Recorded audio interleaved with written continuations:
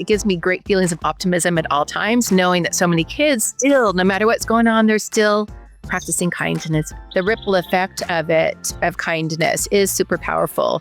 We go pretty heavy on kindness because we find that that is the one value and quality that everyone can agree upon. Like, we've never met anybody who says, like, no. Welcome to Shaping Freedom. These conversations are about how freedom is actually formed, what we inherit, what stops working, and the choices that change how we live and lead. I'm your host, Lisane Basquiat. Today's conversation is one that feels so deeply aligned with the heart of the Shaping Freedom framework, because while so much of my work focuses on helping adults to identify and heal inherited patterns, today's guest is helping to shape something even earlier, and that's the foundation itself. Jill McManigal is a former elementary school teacher, a playwright of numerous children's musicals, which was new information for me, and she's the co-founder of Kids for Peace. Kids for Peace is a global movement empowering millions of children to lead through kindness, compassion, and conscious action. Jill's work asks a powerful question: what happens when we teach peace, emotional responsibility, and leadership early enough to change the trajectory of generations? This is a conversation about children for sure, but it's also about systems, leadership, legacy, and what becomes possible when peace becomes a practice in our day-to-day lives.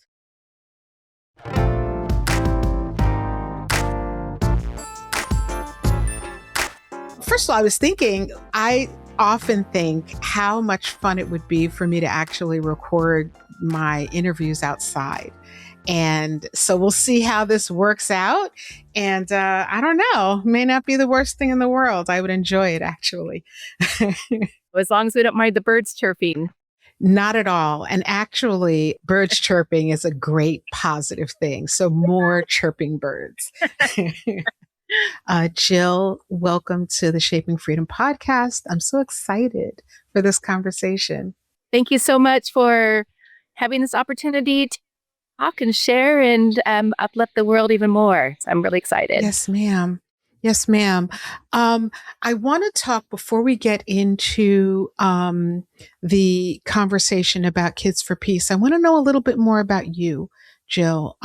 Before Kids for Peace became this global movement, what was happening? Oh, what was happening? Life's always happening. So I've always really strived to live in the moment and let whatever needs to reveal itself show up, and then show up fully in that moment and that experience. Specifically, because that's a little bit vague, specifically, I was a school teacher, and that had been my profession. And I, in the midst of being a school teacher, I also did student musicals, as you'd mentioned. I think there's so much power in giving an opportunity for our youth to express themselves. There's just so much good that comes from it. And I've always been big on sharing a positive message. So I would take all of all the themes of my plays had some kind of positivity to it, some kind of character growth within it. So I really wanted that to be part of the story and the vision and the mission of all the musicals. And then musicals are team sports. I was an athlete growing up, and I love how team sports really develop character. And but sports aren't for everybody. So this is another team. Plays are another team sport, bringing kids together and everyone having their role, whether they're in front on the stage or behind the stage, and the creative or technical. There's a place for everybody in that. So I really embrace that as my mission for doing the plays. And then it's just fun. It's fun to be able to express ourselves that way. As a former teacher and a mother yourself, what were you seeing in children that adults may have been missing? I always seen the innate wisdom and the innate kindness and the innate goodness in all children. And I believe strongly that when we give them the platform to demonstrate that kindness and to demonstrate their curiosity and their power and their compassion, they really rise up to it. I have never, in all of my years working with kids, I've never met a child that shied away from doing something for someone else when they understood how they can do that, and just from simple things to bigger things. That I really have seen that kids have innate wisdom that's there, and that was a big part of Kids for Peace, is tapping into that and really letting them lead the way. As adults, we can get some of our own blocks in life, some of our own walls that can go up, some of our convictions can be a little bit stricter. And with kids, there's such an openness and freshness. And so really tapping into who they are naturally and innately. So I've seen the goodness in kids always, and really use that as that's the driving force of everything we do at Kids for Peace. What did your own childhood teach you about peace and kindness and conflict? I had a very blessed childhood. Um, so I grew up out in a country, up in the wine country, where we had a lot of land around us. I had a lot of alone time, so I really got to develop my imagination. I got to develop my friendship with nature. So I was a little bit of a kooky kid because I was always like, deep in my imagination that was there. But I love that. I always felt loved and supported. And so that, I've known not as much from conflict, but from experience, how lucky I was. And that's how every child should have, what their experience should be. And there were times, of course, with childhood that there were unpleasant things that happened. But I think I was always grounded in that knowing, just in this peaceful knowing. And I was able to address those conflicts with a compassion and openness. And so it sounds a little bit braggy, actually. I don't mean to sound so braggy about my childhood. That's not braggy. It's the truth. Yeah, That's not that's braggy right. at all. That's Yeah. right.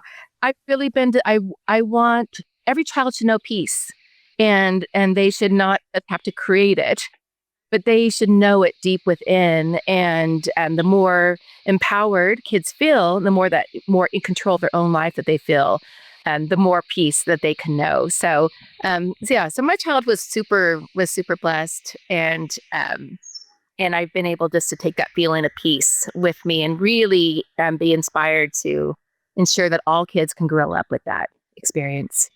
Yeah, I agree. And I think that when that's the issue, and that's the thing that through my work, and I know yours also, I want to circumvent what happens when you take a human being and intervene uh, on their peace. Like children are innately curious and open and wanting to grow. And sometimes things happen in life, and it's not always intentional, but sometimes things happen in life that can kind of shake that up a little bit. And I think that the more that we can do to help them to remember who they are, no matter what's going on, whether you have a fantastic life or not, just to remember who you are. Because there are so many things in life, even under the best of circumstances, that seem geared toward moving humans away from who they actually intrinsically are. And I think it's important that we help them to remember. Absolutely, absolutely. Because I've always taken those the conflicts as my like spiritual exercise, like the resistance that comes with that to make it stronger, and been able to turn that around, and having that, being so grounded with nature and with a peaceful upbringing. I had tools that have gotten me through as adults harder times, and really wanted to give the kids as the tools as much as possible so they can also get through harder times. Yeah. So Kids for Peace has grown into a global movement. Let's talk about that. Let's talk about what you were seeing, how Kids for Peace came about. Yeah, so you did mention that I'm a mom. So I have two children, Hannah and Bodhi, and they are now 27 and 25 years old. 20 years ago, we started Kids for Peace. So Bodhi was 5, Hannah was 7. It was post 9/11 time. I was a full-time mom at the time. And with 9/11, I mean, that just blew up our world in so many ways. And there was so much fear, like everywhere. People were just afraid. And growing up, I was able to travel a lot and connect with other people and make friends around the world. And I knew that when we can make friends with other people around the world, first of all, we don't want to hurt our friends then. So that was a big driving force with Kids for Peace, is to expose kids to other cultures and make friends around the world. Um, but there was just so much fear. And I know that one of the antidotes to fear is taking action, taking positive action. So That's really right. wanted to give our kids an opportunity to envision what they wanted their world to look like and then take action to make it so. And so, so 20 years ago, it was just in my backyard. I gathered my kids and some of their neighborhood kids and had an amazing co-founder, Danielle Graham. She was a high school junior at the time, and she and I were the co-leaders. And Danielle had very wisely told me, because I still had my teacher brain on, so I'm like trying to make lesson plans and really guide what we were going to be doing. And Danielle very gently said to me, like, well, what would happen, Jill, if we just ask the kids what they want their world to look like and ask the kids what they wanted to do? And that became the foundation. And that's what we did. So we asked them, and from their vision for what their world could look like, we created a peace pledge. And from that peace pledge, that became the organizing force. It became our roadmap to peace. And that's, to this day, the same pledge is what our chapters all over the world put into action in ways that are personally meaningful and culturally relevant. It looks very different in San Diego than it does in Pakistan or in Iraq or in Kenya. So there's finding ways that what the kids all care about in their communities and doing things based on that. I love that. And I also love the fact that you were willing to co-found this organization or movement. I'm not sure that you knew what it was going to turn into, with a young person. I think that's pretty amazing. And what it shows is a real curiosity and a desire to really dig in a way that's very different than it would be if it were two adults, or a couple of adults kind of imposing something on young people. Absolutely. We would for sure be a different organization if it wasn't for Danielle and those simple questions of what would this look like if we asked the kids. And that really become everything. And when kids are empowered, they really take the ownership then, and then it gets inside their soul, when it is theirs. And so this wasn't something they were just showing up to do, but this was something that they were creating, and they were Kids for Peace. Like, they claimed it and made it so. And so I give all credit to Danielle for that gentle prodding with those powerful questions that she has. Why did you, Jill, have an interest in starting with children instead of adults? Gandhi is one of my heroes. And Mahatma Gandhi has a quote that says, if we are to achieve lasting peace, we must begin with the children. And so I've always been moved by that quote, and I see the truth in that. And with my work with kids, I just knew that quote makes so much sense from Gandhi, that we really need to start fresh and have that ingrained in them from a young age. And then I had my own kids, and maybe even a little bit selfishly, having my two kids, wanting them to have an opportunity to really be co-creators and what their life was going to look like. I think what's really interesting for me about what you're doing is that you recognize that the importance of seeing what's happening outside of your own backyard. Mm-hmm. It's like we live in our homes with our caretakers, and we interact with our neighbors at the grocery store, at the gas station, and at school. And if we find work and find our career within that same environment, we can sometimes miss out on what happens outside of the confines of our own experience. Not a bad thing, but it's the person living even a state over, or even a town over, can have a very different experience than the one that a person is experiencing every day. And so really, and social media doesn't do it. Going on social media and looking at photos does not do it justice. There's something really beautiful about having the opportunity to, as you said, speak. I come from New York. I was born in Brooklyn. And so I grew up in an environment where I was around people from all over the world, and it went beyond black and white.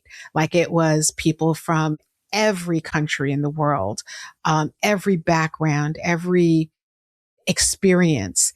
And there's something to be said about having access to that level of that kind of diversity, because that's a different kind of diversity than the diversity that we talk about sometimes on a day-to-day basis. It opens your heart.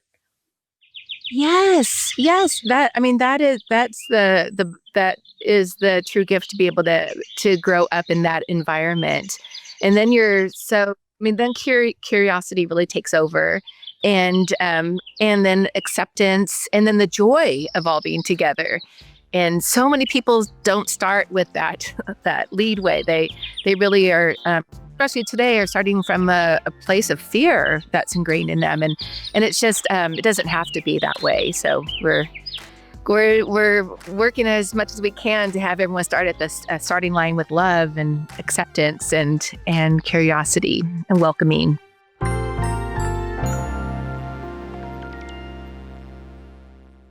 We talk a lot about the legacy that we want to leave, but what about the one that we're living in right now? I'm Lisane Basquiat. I'm a board-certified NLP expert and a legacy healing strategist. I created Shaping Freedom to help our community move from autopilot to authority. Whether it's through my podcast, the Lounging with Lisane meditations, or our signature candles and journals, I provide the elite tools that you need to heal and to lead your family more effectively. Own your evolution. Visit shapingfreedom.com. That's shapingfreedom.com.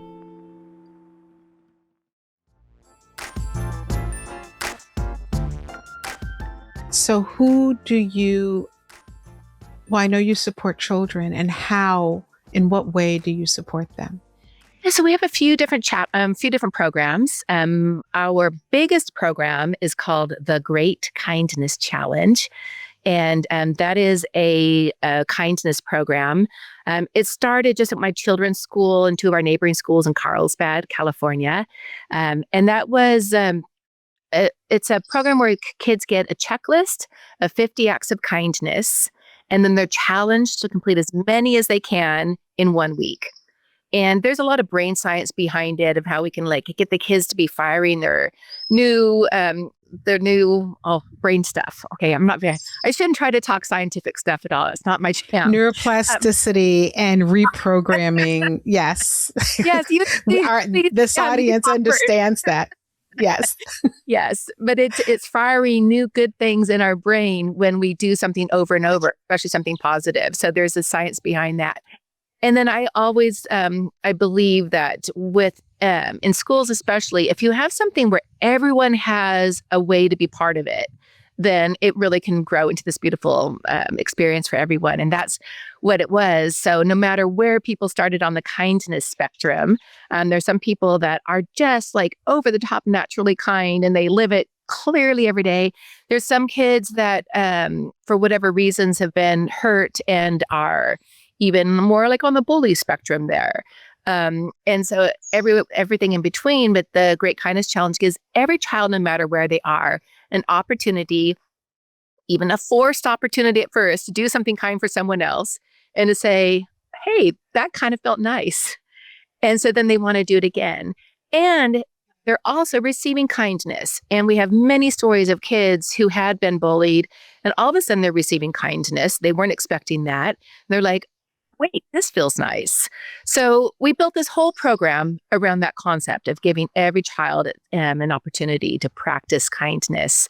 And that started with 3 schools, and now it's grown to over 45,000 schools. We're all 50 states. We have 22 million kids who are part of this program in 135 countries, which is really exciting. We partner with the California Department of Education. Superintendent Tony Thurman, our state superintendent of education, he's a big advocate of it, and it's just, it's very, it gives me great feelings of optimism at all times, knowing that so many kids still, no matter what's going on, they're still practicing kindness with that. So that's our biggest program. And then our other program is the Peace Pledge program. And that's a chapter-based program. Looks similar to Scouts, but it's boys and girls together of all ages and all backgrounds. And then they are putting our Peace Pledge into action. And those, they meet regularly, whether weekly or monthly. And we have about 100 active chapters right now all over the world. And then we have a Global Friends program, which is all about kids connecting with other kids around the world. We have a pen pal project as part of that. We have, I think we're close to 30,000 kids that we have personally matched, because everyone this is a very manual, you can't give this to AI.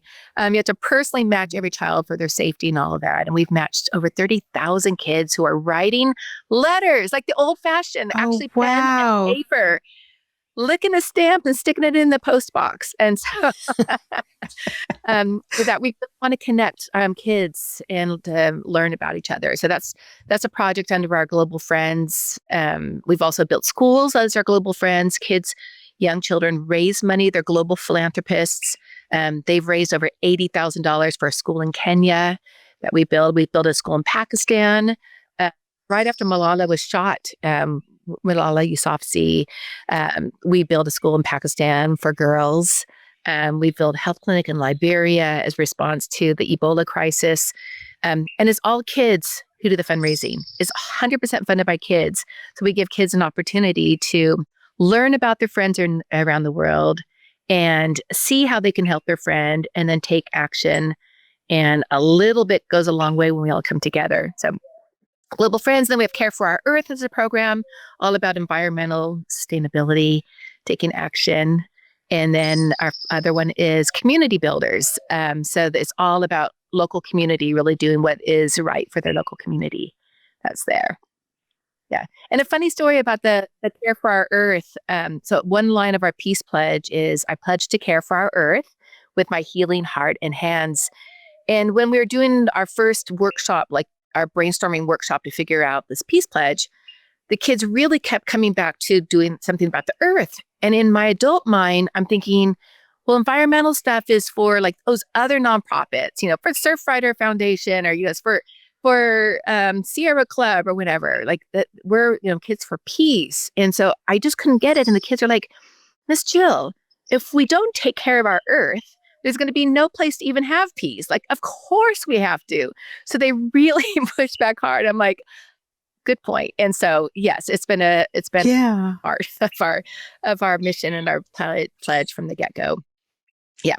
But those programs are how we do what we do to create a world of peace. There are so many people who in their adult lives are working to unlearn behavioral patterns that take them away from peace. It's divisiveness, anger, fear, and all of that. What do you see? In what way do you see what you're doing as an intervention for that? Gosh, that's a great question. I think reminding everybody that the world is good, that there is still hope, and that there is this pendulum that naturally happens in life. So just reminding people of some of the history and knowing that we can keep swinging it back to the place of positivity and love and joy. So sometimes it's a little bit more subtle. Sometimes it's more like direct. Like right now we're launching a new campaign called More Joy, Please. Please. Yeah. And so then I'm like, wait, we need to give people permission. First of all, we need to give ourselves permission, still feel joy, totally be aware of what's going on. We can't be ignorant about what's happening in the world and still to take action. We never tell kids what action to take, by the way. We want them to discover for themselves and in their heart what feels right. But we let the kids feel it, especially anything that is at all politically driven. But I do find that our kids, when they're in their heart, they just want to protect other people, and so it naturally comes to things that make sense to me personally. But I'm very sensitive to not ever dictate what kids should learn and all that. I always want to make that clear. But I realize that with joy, that people right now feel like they can't have joy. And so that we are claiming it. We're reclaiming it for everyone, giving permission, giving ideas how to, simple things they can do. And knowing that we have to keep raising the vibrations, like the vibration of love and the vibration of joy are the highest vibrations that are there. So encouraging people to do it, keeping it a little bit playful or a lot bit playful, because we also, in these dark times, it's really easy to get fully dark. So we just keep giving permission to feel joy. So we're actually launching, this is the first time we're speaking it out in public at all. The kids have been working on this, but first time we're launching this campaign called More Joy, Please. And we'll have ways on our websites, ideas that people can really express that. And I'm so happy about this More Joy, Please campaign, because I think that I think we're taught, or I know that we are taught fear. We're taught division. We're taught to question joy and to embrace pain and heartache and hard things. We just are, from a variety of places. And that's not in any way, that's more about the ways that we interact on a day-to-day basis. And since we, I believe, can be taught how to be anxious, how to be stressed out, how to put our own needs behind the goal, the accomplishment, the thing we have to do. I believe that what that means is that you can also learn peace. Yes. You can also learn joy. And those other things are external. Joy is something that's internal. It doesn't mean that you are ignoring what's happening in the world. It doesn't mean that it's not about like on some mountaintop, burning incense and not having any connection to anyone in the world. That's a different kind of peace. Joy means that you believe that you're okay. Yes. And that you can still enjoy the birds. You can still enjoy the sun. You can enjoy the fact that you're eating a meal. It's a different vibration. It's a different thing than what so many of us are taught. Yes. And anything good has to be practiced. Like it really does. Right. That it has to become a priority, and we need those reminders. So in those resets and those encouragements, and with my son actually just moved back in with me, which is a special gift. I wasn't expecting that. And I'm like, this is really wonderful. I'm like, let's really encourage each other right now to be our best selves and live our best lives. So I went back into my preschool days. I made star charts for us. And so we list all the things that we really want to do that we feel will like help us to be our best self, whether it's physical, like doing push-ups or writing your journal or reading a chapter a week, or even a day, or listening to the birds, whatever. So we made a star chart, and we're actually just celebrating each other every day. Oh, that's wonderful. Of what we can do. And it's been fun. Like I wasn't sure how it was going to be received from my 25-year-old, very cool dude of a son. And it's fun. So just finding ways to really celebrate the moment with each other, because we have to stay grounded in our peace and celebrate the joy in order for us to be able to, encourage it elsewhere. That's right. Have you seen, or do you have examples of kindness shifting family systems? The family, I actually don't know if we follow that enough because we're really following the kids in schools more, even though we do have a family edition of the checklist. We have a Great Kindness Challenge family edition, which we launched on Good Morning America. We'd been on Good Morning America for a whole week doing the series, and they said for the school, and then they said, can we do something for our families? Mm. Uh, and we did. We launched it with a bus tour. We actually painted a bus, drove it to New York, and then did a cross country bus tour. So I Oh, know wow. families are doing it, but actually we've never really asked. So I don't know if I can answer that authentically. But I do know stories with kids how it's really changed them. There's one child that always comes to mind. He was a child that whenever I would visit a local school, and he was always in the office. And I'm like, Daniel, what are you doing in the office again? And changing the name to protect the innocent here. Yeah. Yeah.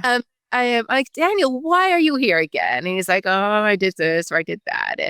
And so I could tell, like, I see a spark in every child in there, but I saw that spark and I'm like, Daniel, how about if you become one of our kindness ambassadors this year for the Great Kindness Challenge? Mm. And really, and we can work together. Would you be up for that? And he's like, I don't think I'm that person. And I'm like, I see it. Let's just give it a try. And so he and the principal, told him what's going on. Like, we need to be a little more proactive in him. And sure enough, we worked together. We had him come up with ideas for acts of kindness. We had him go promote it to the other schools. Really help guide him along the way. And by the end of the year, he got the citizenship award because he just took ownership of this. And he got to go to the special, every school, I guess, chose their one citizen of the year and had this big county award ceremony. And he's like, can I please wear my Kids for Peace shirt there? Because he was supposed to get dressed up in a tie. And he's like, I need to wear my Kids for Peace shirt. Because this is what really brought it in. But I don't, it's just a story. It always reminds me that no matter where a child is, when we give them the opportunity and the encouragement, it really can shift how they see themselves, how others see them, and then it just becomes part of their living experience. And I think that is what shifts the family system. We don't always see it because it's not always, quantifiable, but I believe that especially in a world where we believe sometimes that we can't make a difference, right? I think one person Yes. with one act of kindness can shift the day of one person that in turn shifts the day for another person. So I do believe that even doing the work with children shifts the family system because one thing within that family system has changed. Yes. And because of that, the entire system has to shift in order to allow for the inclusion of that person's experience. Yes. Thanks for bringing Yeah. full circle there. And yeah, but that completely makes sense. And research backs that up also, that the ripple effect of kindness is super powerful. And we go pretty heavy on kindness because we find that is the one value and quality that everyone can agree upon. Like, we've never met anybody who says, like, no, like that we're not going to do that. And we were based in Carlsbad, and Carlsbad was a pretty evenly split, politically speaking, community. And we would just have people from all different political and religious and socioeconomic backgrounds coming together around kindness. And then we were able to do different activities so they can then, it's a great starting point, really. And so we're just like, yes, more of that, please.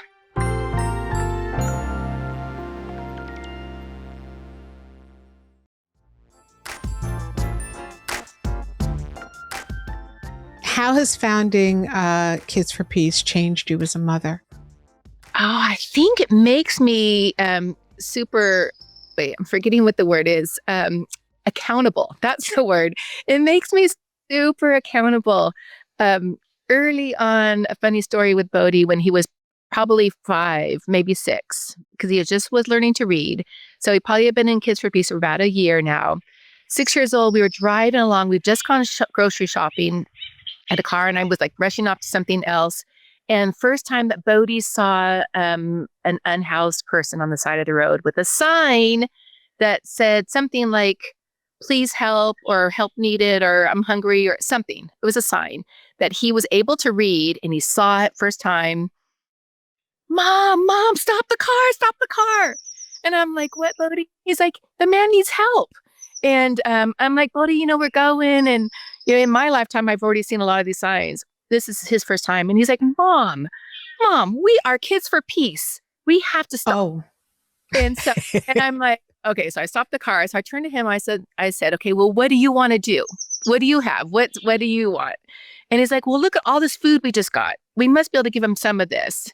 And I'm like, wow. Yeah. And so I said, like, get out your snacks, the things that you were going to have, just to make sure the ownership. But we did. We stopped, and he gave it out, and he's like, we can't turn our eyes away when people need help. And so they've really kept me accountable all this time. If I'm the first line of our peace pledge is, I pledge to use my words to speak in a kind way. So if I were ever to kind of drift from that a little bit, as mothers, well, at least as I have said, they're like, you're not by yourself in that. Yes. Are those words coming out in a kind way, Mom? Like, so it's really kept me accountable. And I feel like I'm living my life purpose with this. All of my experiences up to Kids for Peace led me to be able to lead Kids for Peace. It all made sense, from being a cheerleader in high school, from being, there's a lot of cheerleading that goes on with this role, from being a very active athlete, knowing teamwork, from, oh, do you hear those birds? I do, but it's fine. It's wonderful. Look, I'm here with my dog too. So. Hey, puppy. Yes. But all of the points from in college, I was a communications major, and I was in a sorority, and I was the president of my sorority and student body president. All the things led me, being a school teacher, of course, and it led me to this. And then all of a sudden it all made sense, why I was doing Kids for Peace. So also living my purpose has changed me as a mom, because I really have been able to model for them what living a fulfilling life is, and just recognizing the different paths that we can have to get there. So I think that is one of the most important lessons that we can model for our children. And that is to find your purpose and to live and serve in the way that feels most natural to you. Because when we do that, we naturally emanate a different energy toward our children.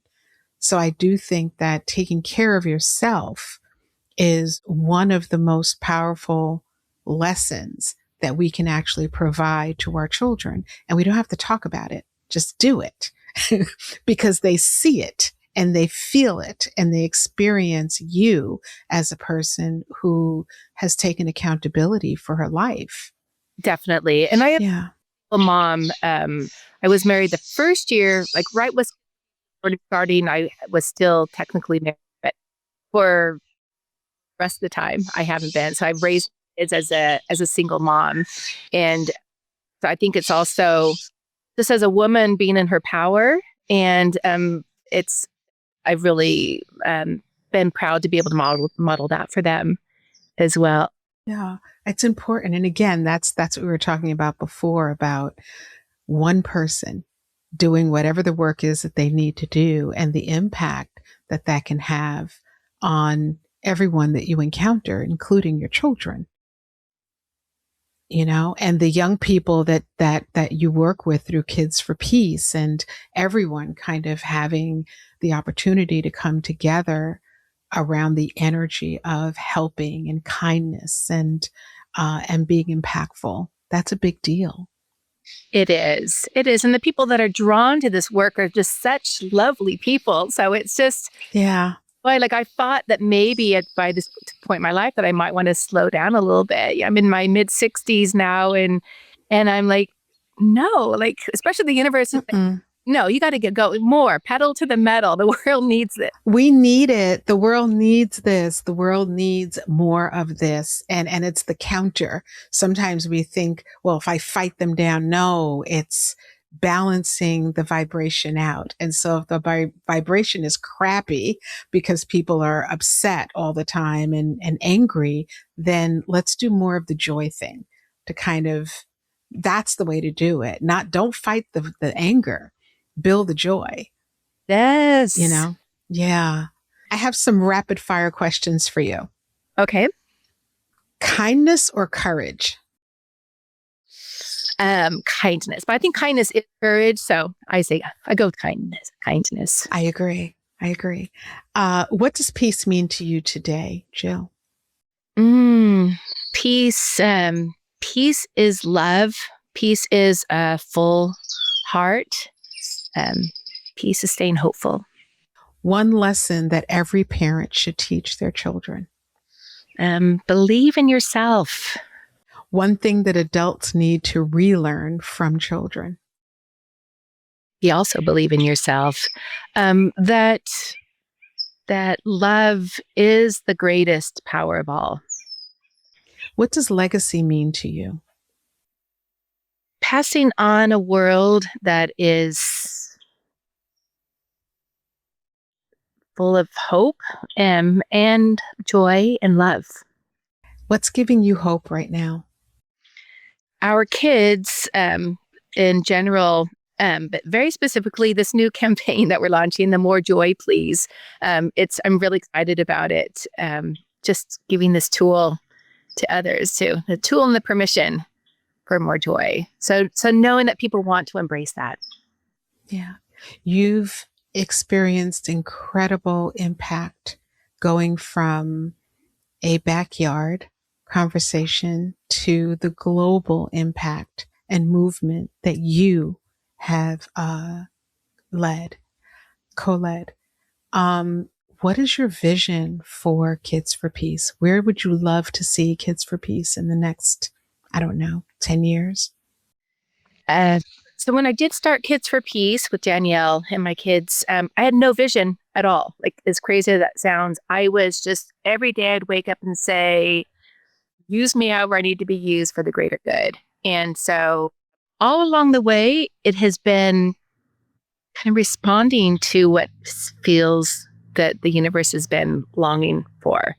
And for 20 years, we've been going that way and really listening and taking action. So 10 years from now, we're launching another new program called Uplifters, where any child that wants to be part of Kids for Peace and take more active peace building roles will be able to. Currently, part of a school or in a chapter, you kind of need some adults to help with that. But we're launching a brand new program that every child, no matter where they are in the world, will be able to take active peace building skills and put it into action. And so I see 10 years from now, any child in the world that wants to be a peace builder will have access to our tools and the support and the love and the encouragement and the family and the community that Kids for Peace can bring.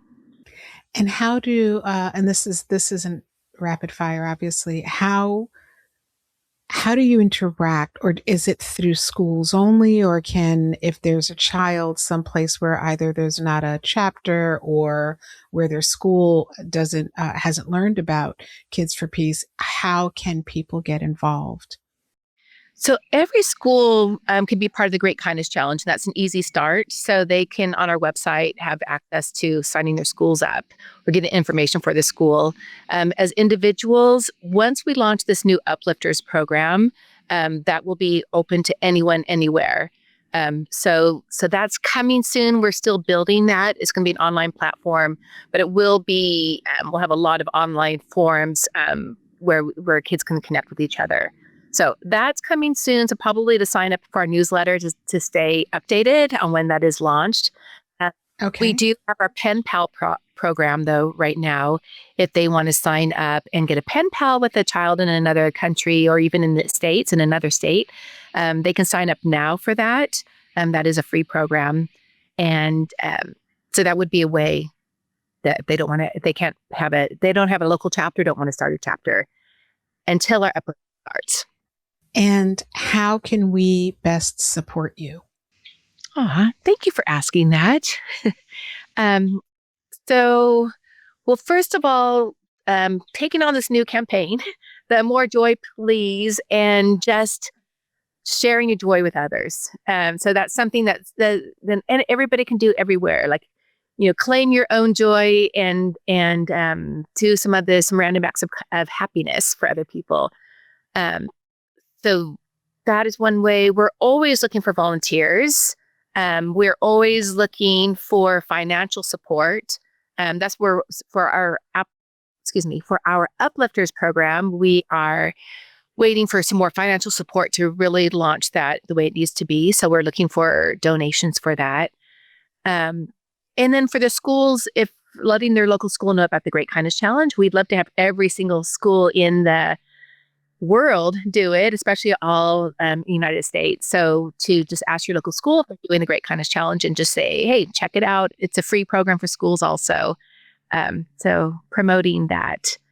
And then I really believe in the power of thought and positivity. So just holding the space for Kids for Peace to be what we need to be in the world and really offer that love and support for every child that is wanting and needing that. That's wonderful. How do you, Jill, how do you hold space for yourself? Because you've been doing this for 20 years. And for those of us who are typically, joyful, like, it's this is who you are. This is how you show up in the world. And life's still lives sometimes, there have to be days where it's like, a little more challenging than others. For those folks who could use a little more self-kindness, like, what do you do to help to hold space for yourself? Well, right now I'm doing a star chart and the star chart, just tracking it and celebrating that. I love the birds. So I come out and I spend time outside with the birds. I feed them and I watch them and I listen to them. So finding the thing that makes everyone feel that little extra joy and that extra peace that's there. But I personally am all about the birds. I am about moving my body also. So walks and swimming is really important. And then probably other really, really major component to maintaining a sense of optimism and all is being in a state of gratitude. So I do have a gratitude journal, write things down. My team meetings, we end every team meeting, our weekly meetings with going around with sharing our gratitude for each other and what we've seen. So really having gratitude be a part of my daily experience and very tangible, ongoing way of claiming what's good in this world. Thank you for the incredible work that you do. Thank you for, very often we are tapped to see something that only we can step in to help with. And it's clear that you said yes. Like you felt something, you sensed something, you saw something, and you chose to say yes to that. So I want to acknowledge that, and I want to thank you for that on behalf of all the families that have been positively impacted by your one decision, Jill. I really appreciate that. It feels so good in my heart right now. My heart's all, wish you could see it. It's all like dancing around. I appreciate acknowledgement and I receive it. And coming from you have such a warm, loving voice also. So it feels extra yummy. So thank you for that. It's such a honor to be able to share with you. And I have to say, being around good people makes me feel like a better person. And I definitely feel like a better person after this time with you. So thank you for your questions and your curiosity and your kindness with this conversation. Thank you. I think that there's a movement, and we can look at the things that are taking us away from our humanity, or we can focus on the things that bring us toward it. And, there's a scripture that, you reap what you sow. And I believe that from the most positive perspective, which is get yourself around positive people, get yourself around people who are creating, who are bringing joy, who are questioning and curious, because the more time we spend around each other, the better the world becomes. And I believe that deeply. So I want to thank you. I want to thank you so much for your time. I know how busy you are leading this movement that you have going. I know that you're working very hard to do the very best that you can for the children who are passing through. And again, on behalf of all of those children and all the families that have been positively impacted, I just want to thank you for showing up in the way that you are for your purpose, Jill, because it really matters. Thank you. Thank you so much. Joy, love to everyone. To everyone. And for those who are listening, first of all, thank you so much for listening. If you've made it here, you were interested in what we talked about. And I want to thank you for that. I also want to encourage you to find ways to bring more joy into your life, into your families, because it matters and it does make a difference.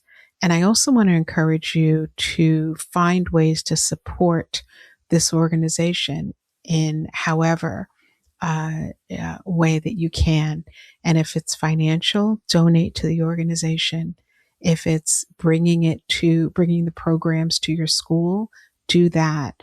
Find ways to support this organization. Share the word about the work that this organization is doing. If that's what you can do, I know that would matter as well. So just literally share something about this organization with someone. And I want to thank you all for listening, as always. And Jill, again, thank you. This has been lovely. Thank you, Lisane. Thank you so much.